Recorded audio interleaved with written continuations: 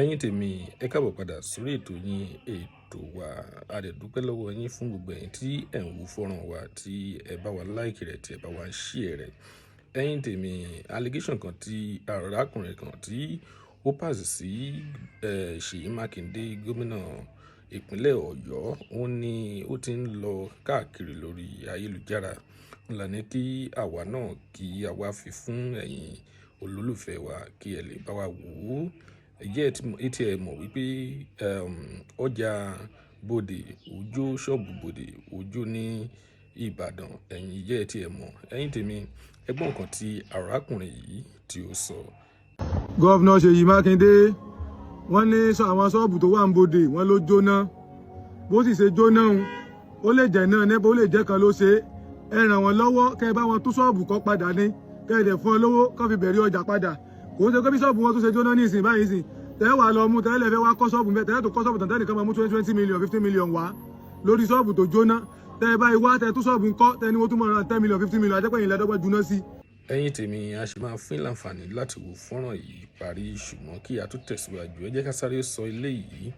Kí ni ẹ lérò nípa nǹkan tí arákùnrin yìí sọ? Irú allegation wo ni arákùnrin yìí ó ń pàṣẹ sí gómìnà ìpínlẹ̀ Ọ̀yọ́ SEYI Makinde yìí?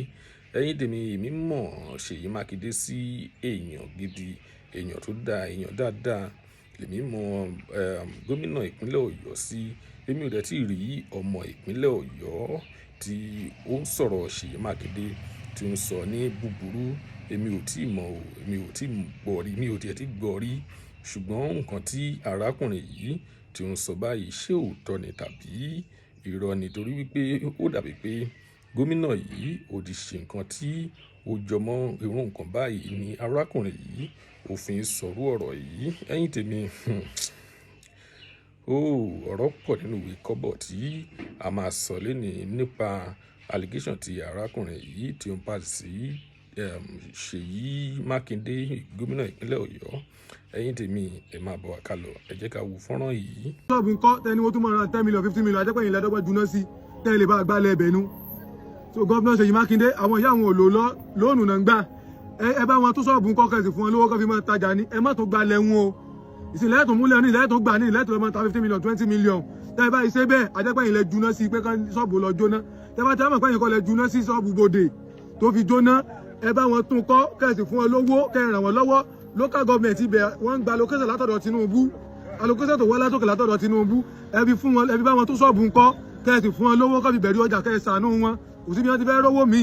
Ẹ má gbalẹ̀ lọ́wọ́ wọn, ẹ má tún lọ fi kọ́ ṣọ́ọ̀bù kan ní kí wọ́n mú 10 million 20 million wá o. Lọ́wọ́ yín wípé ẹ wo fọ́nrán yìí títí dé ibi tí a wà yìí. Ẹ̀yin tèmi, kí lẹ lérò, kí ni ẹ rò? Èmi ò gba arákùnrin gbọ́ o, èmi ò gbàgbọ́. Èmi ò rò wípé SEYI Makinde ó ti ṣe nǹkan báyìí rí, ó ti ṣe irú nǹkan báyìí rí tí arákùnrin yìí wá fi ń fún ní irú allegation báyìí. Ṣùgbọ́n a ò kí ń gbọ́ ti ẹnu ẹnìkan, a ò kí ń gbọ́ tẹnu nǹkan dájọ́. Èmi wò wípé bóyá ó ti sí nǹkan tí SEYI Makinde tí ó ti ṣe tó ti jọ bí irú nǹkan tí arákùnrin yìí tí ó sọ, tàbí kí lẹ̀yin lérò? Kọ́ tí èmi lérò nìyí o. Ẹ jẹ́ ká mọ̀, torí wípé èmi ní ọ̀rẹ́ ní ìpínlẹ̀ Ọ̀yọ́ tí ò dẹ̀ tí sọ búburú nípa SEYI Makinde rí, kò tiẹ̀ tí sọ nǹkan tí ó dàbí pé SEYI Makinde jẹ́ èèyàn burúkú. Kí lẹ lérò ṣá? Kan tí ẹ bá lérò, ẹ jẹ́ ká mọ̀ nínú comment section ká lè sọ̀rọ̀ nípa rẹ̀, ká lè fọ̀rọ̀ jomitoro ọ̀rọ̀ lórí rẹ̀. Lónìí a kò ní rí jù báyìí lọ. Tí ó bá jẹ́ ìgbà àkọ́kọ́ tí ẹ ń rí fídíò wa ni tàbí ẹ ń bá fídíò wa pàdé, ẹ jọ̀wọ́ ẹ tẹ subscribe button rí lójú gbogbo ọmọ rẹ̀, ó tún dọjọ́ mi ọjọ́ rẹ̀ ó dìgbà.